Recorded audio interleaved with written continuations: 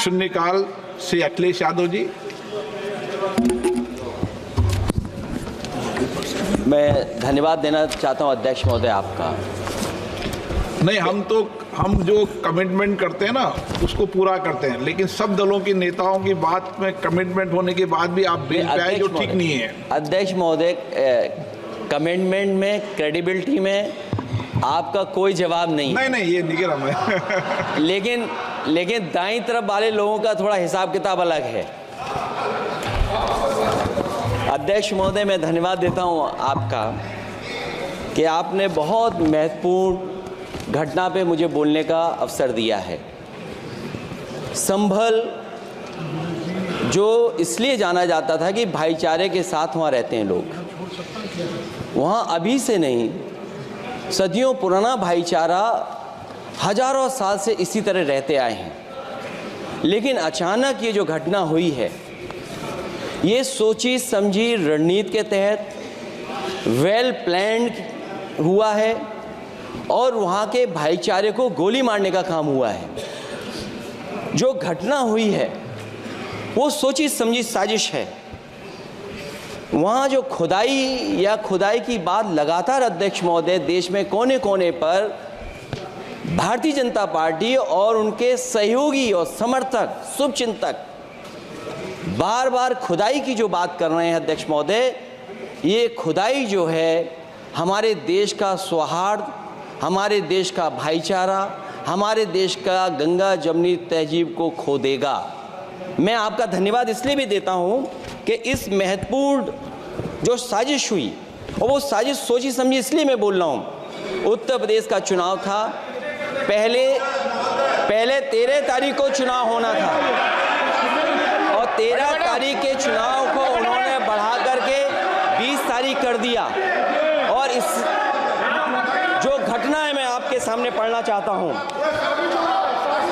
अध्यक्ष महोदय, ये यात्रा रुकी क्यों नहीं है? यात्रा ले जाओ दूसरी तरफ।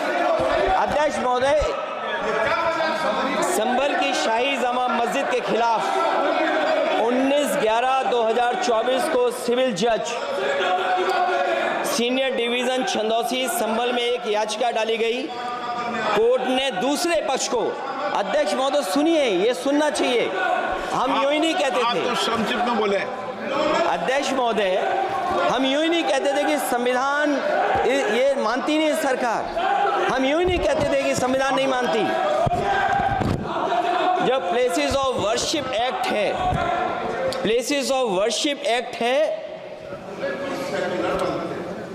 हम बनते तो बहुत कुछ हैं। संभल के शाही जामा मस्जिद के खिलाफ 19/11/2024 को सिविल जज सीनियर डिवीजन चंदौसी संभल में एक याचिका डाली गई। कोर्ट ने दूसरे पक्ष को सुने बगैर उसी दिन 19/11/2024 को सर्वे के आदेश दे दिए। ताज्जुब की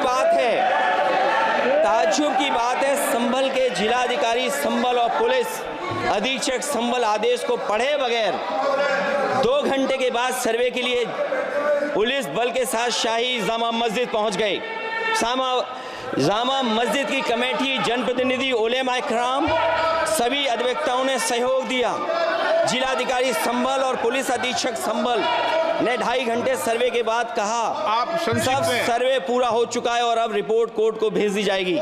लेकिन दिनांक 22/11/2024 फ्राइडे को जुमे की नमाज के लिए लोग नमाज अदा करने के लिए जामा मस्जिद पहुंचे, लेकिन पुलिस प्रशासन ने बैरिकेड लगा दिया ताकि लोग नमाज न पढ़ सकें। उसके बाद भी लोगों ने संयम बरतते हुए नमाज अदा की और किसी प्रकार का विरोध प्रदर्शन नहीं किया। 29/11/2024 को कोर्ट की अगली तारीख तय थी।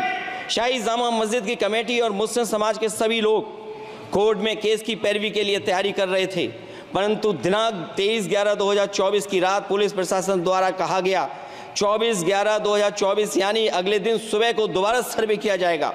शाही जामा मस्जिद कमेटी और अधिवक्ता ने कहा कि इस सर्वे तो मुकम्मल हो चुका है, अब दूसरे सर्वे की क्या आवश्यकता है? कोर्ट के आदेश का हमने पालन कर दिया। अगर दूसरे सर्वे कराना है तो दोबारा आदेश करवाएं। कोर्ट के आदेश के बाद हम दोबारा सर्वे करा देंगे। लेकिन जिलाधिकारी संभल और पुलिस अधीक्षक संभल ने कोई सुनवाई नहीं की और तानाशाही दिखाते हुए सुबह के वक्त से पहले शाही जामा मस्जिद आ गए। शाही जामा मस्जिद कमेटी और मुस्लिम समाज के लोगों ने फिर भी धैर्य रखा और दोबारा सर्वे के लिए अंदर ले गए। सर्वे के दौरान करीब 1.5 घंटा बाद जब जनता को सूचना मिली तो वो इकट्ठा होना शुरू हो गए। लोगों ने सर्वे का कारण जानना चाहा तो सर्किल ऑफिसर ने उनके साथ गाली गलौज की और लाठीचार्ज करवाकर बुरी तरह जख्मी कर दिया। इसका विरोध करते हुए चंद लोगों ने पत्थर चलाए, जिसके बदले में पुलिस के सिपाही से लेकर के अधिकारियों तक ने अपने सरकारी और प्राइवेट हथियारों से गोलियां चलाईं, जिसका वीडियो रिकॉर्डिंग है, जिसके एवज में दर्जन लोग गोलियों से घायल हो गए हैं। 5 मासूमों जो कि अपने घर से सामान लेने के निकले थे, उनकी मृत्यु हो गई। संभल का माहौल बिगाड़ने में